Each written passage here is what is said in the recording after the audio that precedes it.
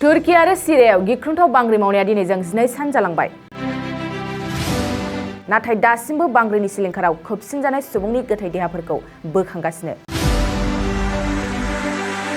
नंगौ, तुर्की आरो सिरियायाव गासै 7.8 गोख्रोंथिनि बांग्रिजों दासिम सुबुंनि जिउ गोमानाया 400,000निबो बांसिन जाहैबाय।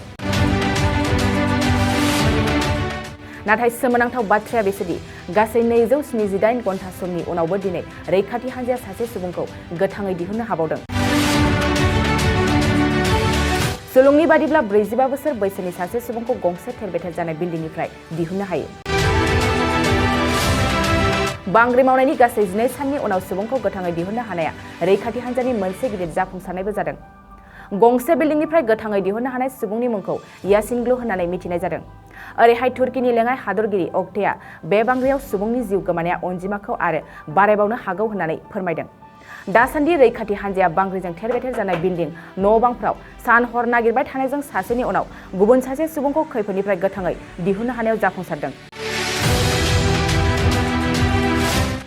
थांनाय साननैसोनि गेजेराव गुबुन 3 सुबुंफोरखौ जिउ गोनां थासारियाव बोखांनो हाबावदों। सुलुङा फोरमायदों, गिख्रंथाव बांग्रि मावनायनि जाहोनाव तुर्की आरो सिरियायाव गोबां सुबुंफोरनि धोन-सम्फथिफ्रा खहा जाबाय आरो बे खहाखौ सुफुंनो थांनायाव दायो दरनै हादरा रांखान्थिनि जोबोद गोनांथि दं।